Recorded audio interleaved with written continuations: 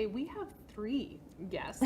You may only see and hear from one of them, but you never know. So we have Kristal LeBlanc here with us from Beau Séjour Courage Center. Hello. Hi, thank you for having me. It is so nice to have you in the studio. I We've know. come to you before at the center, but now you've joined us in the studio, and you did bring two coworkers. I with did. You. We have 3 Justice Facility dogs. One's currently in court today, but I have 2 with me. So I have Justice Facility dog Jazz and Justice Facility dog Iker.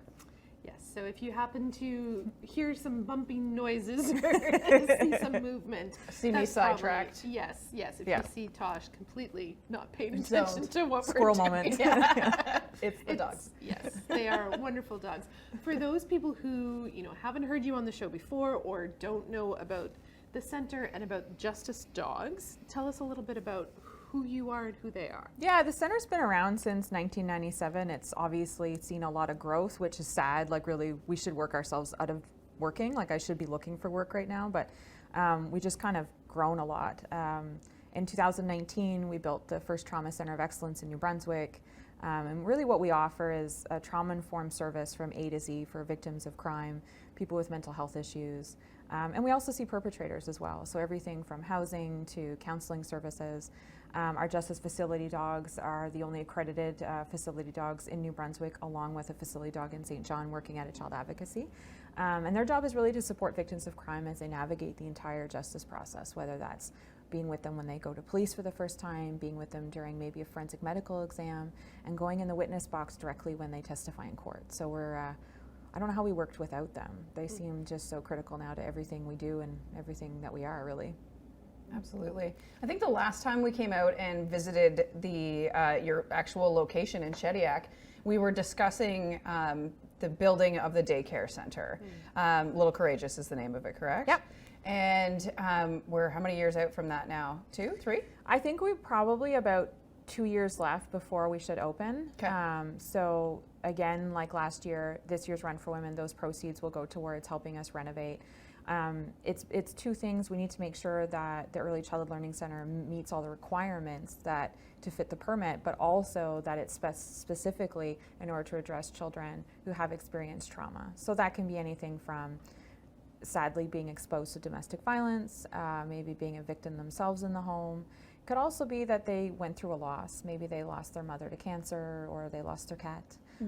Trauma is whatever the client feels that it is. So children will have, that specialized type of early childhood learning center that not only meets their needs to get them ready for school, but also does it in a trauma-informed way in terms of everything from the colors we use to the activities that we do, and having, the facility dogs available for those children as well. It's going to make a huge difference. Can you talk just a little bit more about that idea of trauma-informed? And you mentioned things like the colors you use. What does it mean to be in a trauma-informed environment for a kid? Yeah, and I think what's most important is we have to remember that children who've had a negative adverse event can be triggered by a lot of different things. So, for example, you'll never see a ticking clock on a wall in our building anywhere. For some victims of sex assault, even from a very young age, there was a clock in the room. And sadly, our brains remember sensory things when we become victims of crime. We wish it didn't work that way, but it does. And so our fight or flight response gets really oversensitive to certain things. So anything from a particular smell to a particular maybe color to a ticking clock can really trigger the brain to put it into that fight or flight mode of, I'm not okay here. I heard this sound when this really bad thing happened to me. I now think that this bad thing's happening to me again. So we're trying to create an environment that it's client-centered, that really meets people where they're at, and brings in, natural colors as much as possible. So you want to see a lot of plants, you want to see a lot of calming things, having yoga mats available for people so that, especially people from different cultures who might need to take breaks throughout their day to go and do prayer, and having as much wood as possible. So in our building, all of our doors are wooden.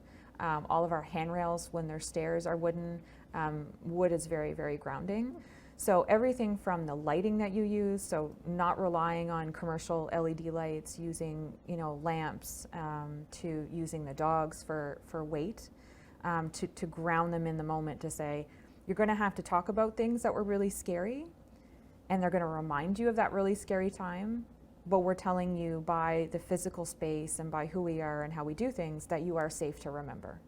Because sadly, we need you to remember to be able to either go to court as part of your healing process and to move forward, because we need to teach you that we're not always going to be there. So how do we help children self-regulate? How do they work through these things when they're triggered in life, in a classroom, or if someone bangs the door, they can't freak out, but door banging is a trigger. So you want to make sure that all of your cabinets in your commercial space are quiet closed. Like, it's just those things that don't think they would make a huge difference, but they really add up. Calming music, anything that can kind of ground people to go, okay, no, I'm okay in this space. This is where I need to remember some of these things. Mm-hmm. And then something I think that's really important to point out, at the time that we first discussed this was going to be the first trauma-informed daycare this side of Montreal, correct? Yep, still is. Still is. Yeah, and I think I mean, of course, I always want to do stuff yesterday. I'm always impatient with myself and with things. But what I do enjoy about that is, there is the little Phoenix out west. And so the longer that they're in operation, that's great for us because we can learn more, right? We can learn things, what worked, what didn't work.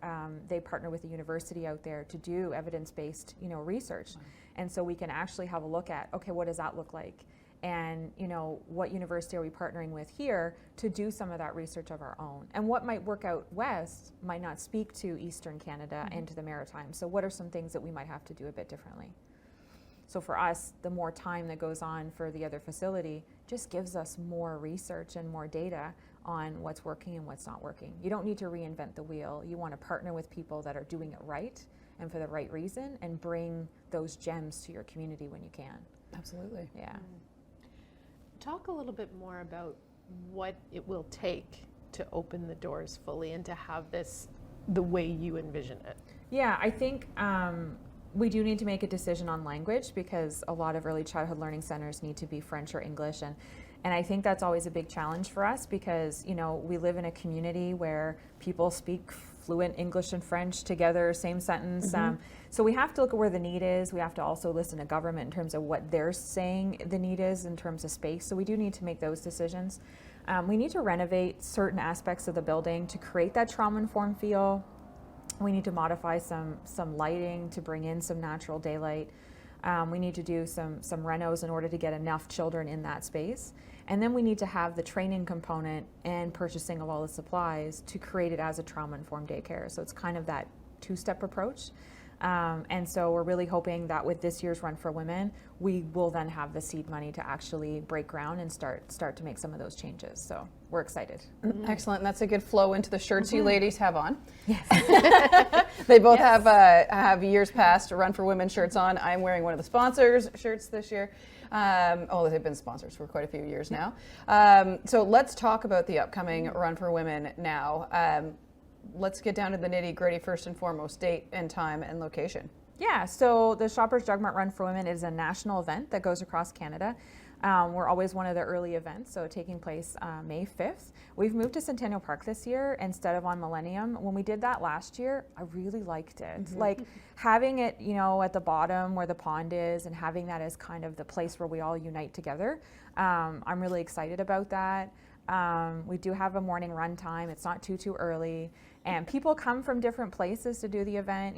People come from Fredericton, so it's not so early that you can't drive down to Moncton to participate.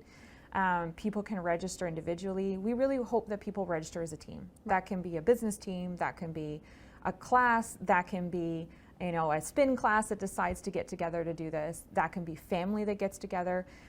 It can be an event for serious runners if they want it to be, but it's really meant to be a family event. It's a walk, run, roll. It's all for the cause, so we don't really care how you get your steps in, right? As long as you get those done. So we don't care. So a lot of people, because it's called Run for Women, sometimes they shy away because they think, well, I'm not a runner, so I can't do this. Right. And there's people with strollers, and we'll have the dogs, walking. People are allowed to bring their pets as well. A lot of events you can't do that. So it's really everybody come as you are. And again, because it's called Run for Women, men still think they can't come. We've seen way more men come than the first couple of years. I think my first year we had 2 guys and they wore tutus. Just to say, I can be here, right? And we're like, no, men need to be a part of this solution to domestic violence and to and to saying that they're allies in this. And it is, you know, you folks have been there in previous years. It is one of the, and I used to be a runner, so I've been at a lot of events, you know, I've done events, you know, in the States and things where there's a lot of bells and whistles, but there's something special about Run for Women, where it just brings people together to talk about mental health. And people don't know, but afterwards we get calls. Hey, I was at your event. I'm ready to come and talk now. I know I went there because my coworker registered us as a team, but I was listening to the survivor speak and it's me, and I'm ready to get help now, or I'm ready to go to police, or I'm ready. So there's that power, and we need folks, you know, to show up and register so that people see that everybody supports them. Yeah. Right. And I like the aspect that, yes, we're raising money for the daycare, but you're also opening the eyes of so many people. And it may even just be people that are realizing, okay, like, I think, you know, my sister or my mom is kind of in this situation where you wouldn't think about going to a run and learning things like that, right? You go to a run to get your personal best. Yeah, yeah. And it has that nice blend of still being honest about why we're there, but still having a really uplifting and joyful day. It is a positive, joyful experience. It's not, you know, the survivor does speak. And you know what? I don't think we should be apologizing for the fact that we need to talk about this stuff. Right. Like, New Brunswick shouldn't be proud by the fact that we had the highest increase of domestic violence since 2022, a 39% increase. Now, pandemic had a lot to do with that, you know, and in Canada, we have the highest rate of people being murdered by their partners in the rest of the country, right? So it's something that we need to talk about, because people still make assumptions about domestic violence and family violence, or, oh, that wouldn't happen to me or my friend, I'm not in poverty. That's not going to impact me because I don't put myself in those situations. I know what to look for in a partner. It's anybody. Like, it's your friend, it's your accountant, like, you know, like, our shelter is peppered with people from different backgrounds and cultures. People think, oh, it's only people in poverty, you know? Like, sometimes it's almost how they treat homelessness, because women who are in a domestic violence situation are homeless. They have to leave, right? So sometimes they're the hidden homeless that people don't talk about when we talk about homelessness in Moncton. It's, they think stereotypical, it's a male, it's in their 40s, they have an addiction issue, but we don't realize, like, we're one bad life circumstance away from being in that situation ourselves. So I think it's a way to kind of talk about that reality and raise important funds for charities like us that are struggling, you know, to keep the doors open and to just meet the demand. It's busy. Yeah. Too busy. Too busy. Yeah. Yes. Like you said earlier, you should be working yourself out of a job, not, you know. Absolutely. Yeah. So we're at 700 people registered, and we need to get to over 1,000. Okay. So we need to hit that objective. You know, we need to raise more than 100,000. People can register at runforwomen.ca. Don't wait. Prices go up, so register. You get your T-shirt, like, that was 1 year. I think this was one last a couple year's. years ago now, Yeah, I think, we really like them. They're kind of the more They simple with the hard design. They're super comfortable.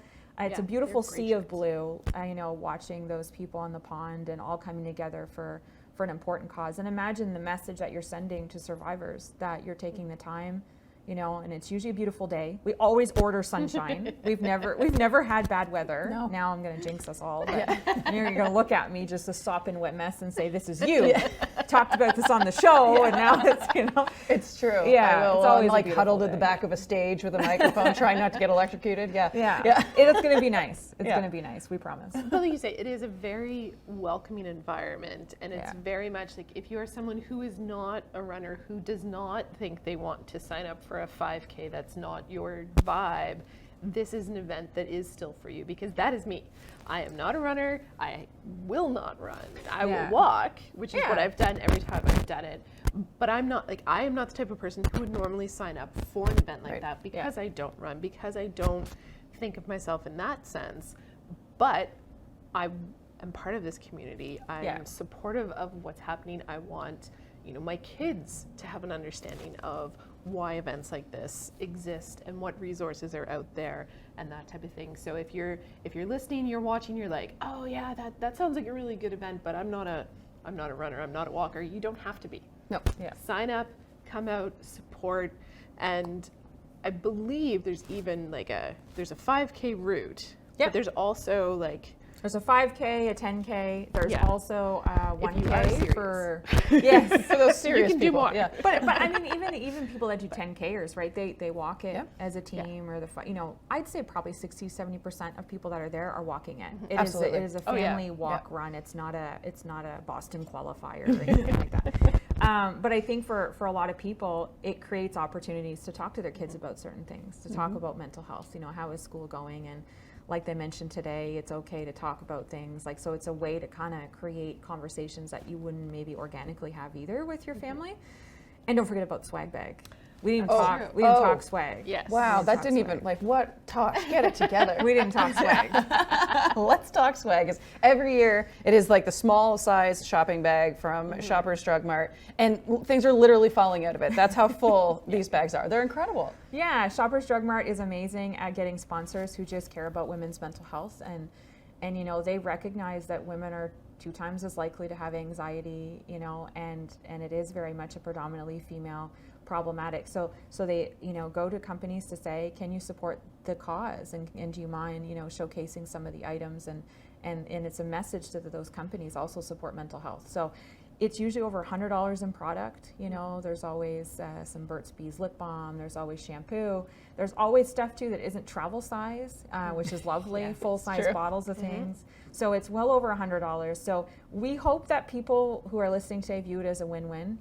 That $10 from your registration goes to the charity. Everything you fundraise, 100% goes to the charity. And the website does the work for you. You register and you can share it on Facebook. You can put it on your Instagram. You can tell people about it, and they go directly on your page. And we love healthy competition. So getting businesses to kind of compete against each other.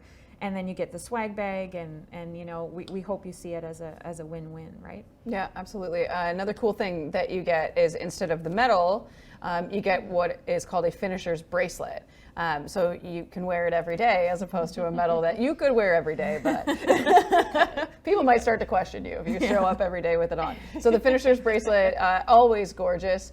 And it's a really cool keepsake to take away from the event as well, because you can look down on your wrist and be like, wow, I really helped out with something amazing. Yeah. And a lot of men too that participate and they get the bracelet. What's nice is, it's close to Mother's Day, so it tends to be something that they can give to someone that they care about. And they can say, I went to this event with my business this weekend, I went with the family, I thought of you.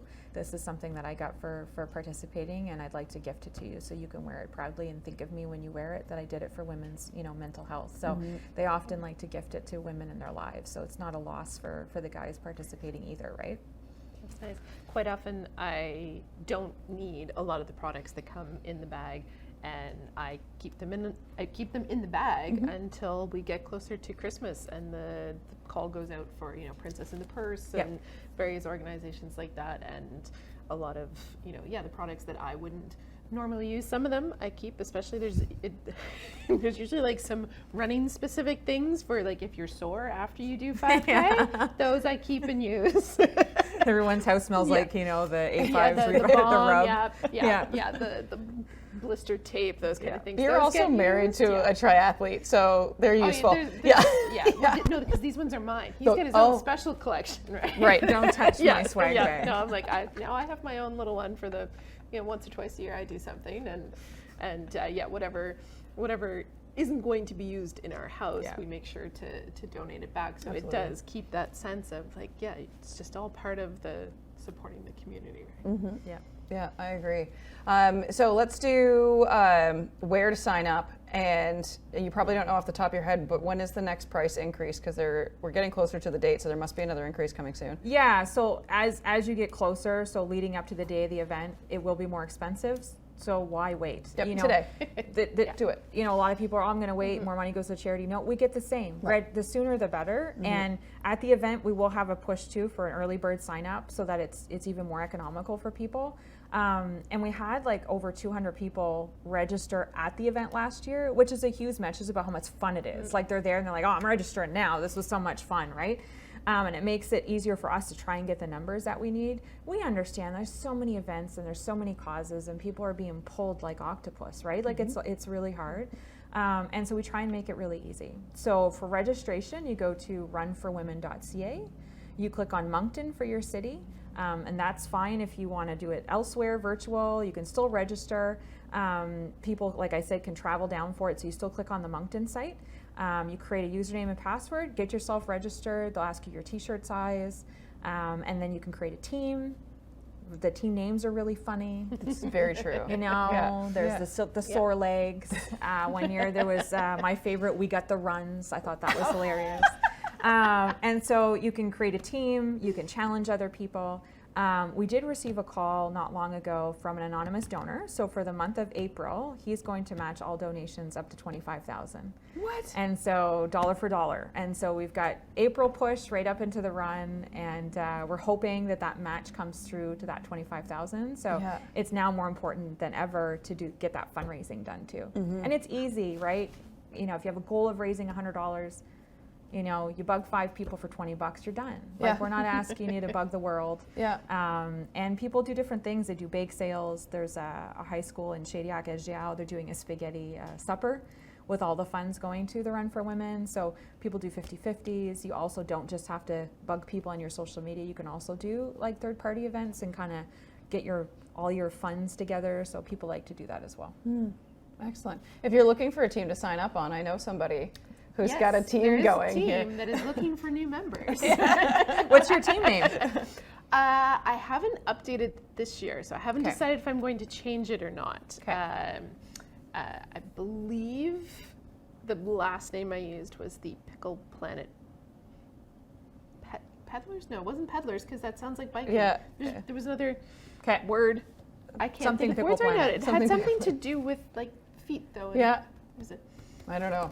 No. But it would have Yeah. been good, I'm sure. It's totally out of my brain right now, but it's going to be in the show notes, It the will link be. to the team, so you can sign up. So if you're looking for a team to join because you want that sense of community, but you don't feel like you have a team, you do. You have a team. Yeah. You definitely do.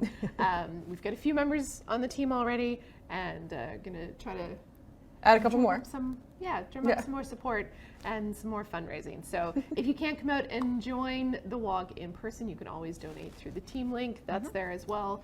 And yeah, we hope everyone will come out. And if people want to know more about the center itself and the programming that you have, how can they find you guys? Yeah, we are on Facebook, and you can also go to our website, which is healingstartshere.ca. Talks about the new building, talks about all the services that are offered, talks about how to reach us, and we're always there.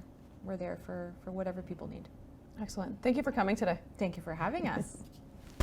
And thank you for listening and watching. We'll be back next week.